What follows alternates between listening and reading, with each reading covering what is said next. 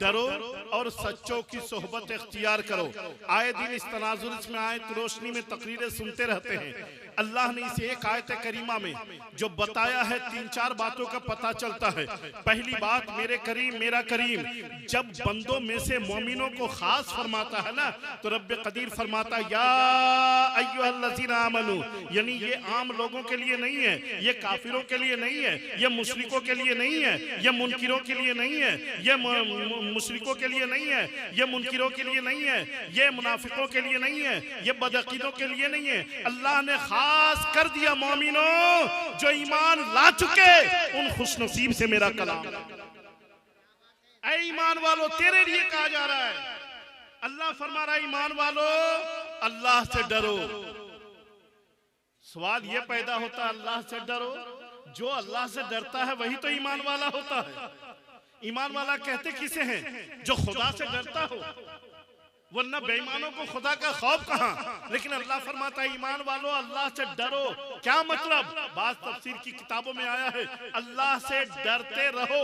क्या यानी जब तक ईमान नहीं लाए थे तुम अपनी जिंदगी चाहे जैसे गुजारा करते थे, लेकिन जब ईमान ला चुके हो तो याद रखो ईमान लाना कमाल नहीं है, ईमान के साथ कब्र में जाना कमाल है। ईमान के साथ कब्र में जाना कमाल है।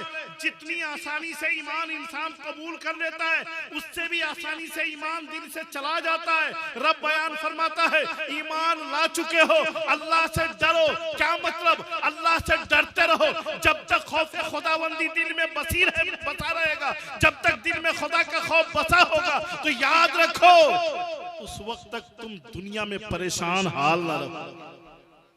और अल्लाह फरमाता है ये कभी हुजूरी हासिल न हो सके, ये मर्तबा उरूज ये हासिल न कर सको, अगर उस मिजाज उस मियार तक न पहुंच सको, तो याद रखो वकूनु मा सादिकीन, सच्चों की सोहबत इख्तियार करो। अल्लाह से डरने वालों की सोहबत इख्तियार करो, अल्लाह के नेक बंदों की सोहबत इख्तियार करो, अल्लाह के नेक बंदों से दोस्ती किया करो, अल्लाह के नेक बंदों से वाबस्तगी रखा करो।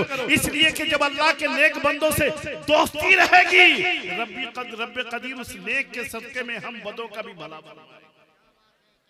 वकूनु मा सादिकीन। हुजूर गौसे आजम रजी अल्लाह ताला अन्हु की करामत व इजाज़त सुनते रहते हैं, बयान होता रहता है। कभी गौर करें हुजूर गौसे आजम रजी अल्लाह ताला अन्हु आखिर कौन है? अबू सालेह का बेटा, अब्दुल्ला सुमई का नवासा, उम्मुल खैर फातिमा का बेटा, गिलान के शहर में पैदा होने वाला एक इंसान। कमाल क्या है? कमाल यह है क्या तकरीबन 1000 साल होने को है, लेकिन आज पूरी दुनिया में जहां कहीं भी अहले अकीदत है गौसे आजम के अजमत के तराने पड़ रहे हैं, गौसे आजम के अजमत के खुतबे दिए जा रहे हैं। और सिर्फ रूए जमीन ही पर नहीं, अर्श में फरिश्ते भी गौस का तज़किरा कर रहे हैं, फरिश्ते भी गौसे आजम का तज़किरा कर रहे हैं। कभी गौर किया है आखिर ये कमाल गौसे आजम में आया कैसे?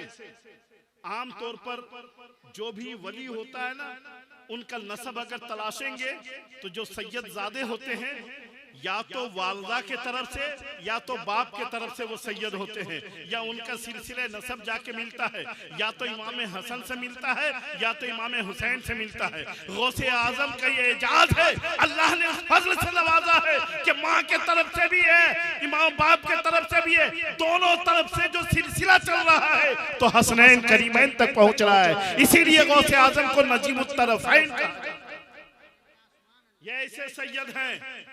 और मेरे अजीज याद रखें, ये जो बात गुलाबी टाइप के लोग होते हैं ना, जो बुजुर्गान दीन की अजमत उनके अक्ल में आती नहीं है, मैं ऐसे लोगों को कहा करता हूँ जरा तवज्जो से सुनिए मेरी जान, जरा फलसफे विलायत को भी समझने की कोशिश कीजिए। अल्लाह ने कुरान मुकद्दस में जा बजा ऐलान फरमाया, अपने नेक बंदों की अजमतों का जिक्र किया है, अपने नेक बंदों की बुजुर्गी और कमाल का जिक्र किया है। जब खुदा किसी बंदे को अपने लुत्फ व करम के चादर में ढांप लेता है, जब रब्बे कदीर अपने किसी बंदे को अपने के फजल के साए में ढांप लेता है, जब रब्बे कदीर अपने रहमतों की बरसात किसी बंदे पर करता रहता है, तो फिर उस बंदे का आलम यह होता है तकवीनी उमूर भी सरजद होते हैं, तशरीह उमूर भी सरजद होते हैं। अहले इल्म बेहतर जानते हैं तकवीनी उमूर क्या है, तशरीई उमूर क्या है। क्या मतलब, होता आम इंसान है मगर जुबान से अगर सूरज को कह दे आ तो सूरज आ जाता है, चांद को कह दे छुप जा तो चांद छुप जाता है, जुबान से कह दे पेड़ को आ जा तो पेड़ आ जाता है, जुबान से कह दे मुर्दे को ठोकर मार के तू जिंदा हो जा तो जिंदा हो जाता है। ये हकीकत में अमल तो खुदा का होता है मगर रब्बे कदीर उस नेक बंदों पर अपनी कुदरत की जलवागरी फरमाता है जिस नेक बंदे को रब्बे करीम अपने रहमत के साए में ले लेता है। जिस नेक बंदे को रब्बे कदीर अपने रहमत के साए में डाल लेता है। मैं गांव घर की एक मिसाल देता हूं। गांव घरों में हमारे झालदा में हाजी साहब के पास ज्यादा मरीज आते होंगे, बताएंगे। हमारे गांव घर में जरा जरा सी बात में क्या है, डाइन है, चुड़ैल है, तो खबीस है, तो जिन्नात है, न जाने कितने तरह का मामला है। एक कमजोर 70 साल का बूढ़ा इंसान 7-8 आदमी मुस्टंडा जवान पकड़े हुआ है मगर पसीना पसीना है, बुढ़ा इंसान सबको पटक दे रहा है। हाजी साहब पूछे, भाई एक कमजोर आदमी पर इतने ताकतवर टूट पड़े हो, क्या बात है, रहम करो। हाजी साहब से कहा जा रहा, हाजी साहब आप नहीं जानते हैं, बुढ़े की कमजोर हड्डी को न देखिए, बुढ़े की सिकुड़ी चमड़ी को न देखिए, बुढ़े की इस उम्र की ज़ौफ़त को न देखिए, बुढ़े की जिस्मानी नकाहत को न देखिए, बल्कि क्या देखें। हाजी साहब से कहा जाता, हाजी साहब असल में इस पर शैतान सवार हो गया है, शैतान का साया है, शैतान का साया है। क्या मतलब, कहते बज़ाहिर ये बुढ़ा तो है मगर ये जो 10-10 जवान को पटक रहा ना, ये शैतान की ताकत है, ये शैतानी कुव्वत से बोल रहा है, ये शैतानी ताकत से देख रहा है, ये शैतानी ताकत का इस्तेमाल कर रहा है, इस पर शैतान का साया आ गया है। मेरे अजीज, जब हम अपने घरों में इस फलसफे को देखते हैं तो मुझे बताइए, किसी कमजोर इंसान पर अगर शैतान का साया आ जाए वो इतना ताकतवर हो जाता है कि 10-10 जवानों को पटकने की ताकत रखता है। किसी नेक बंदे पर अगर खुदा का फजल का साया पड़ जाए तो वो बंदा कितना पावरफुल होगा, वो बंदा कितना बाकमाल होगा, वो बंदा कितना बासलाहियत होगा।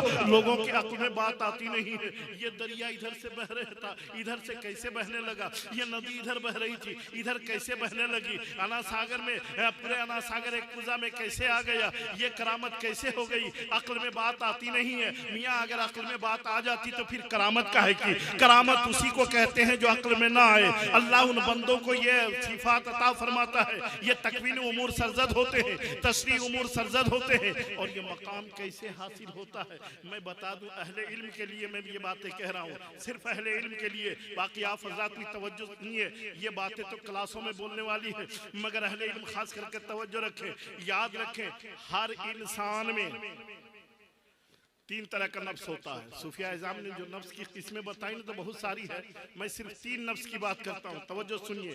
हर इंसान में, हम हो आप हो कोई भी हो, 3 नफ्स होता है।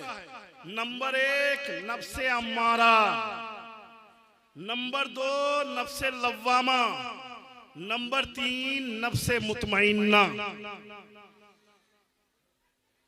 ये राह सुलूक से भी जितने वाबिस्ता हजरात हैं ना, ये भी तवज्जो से सुने।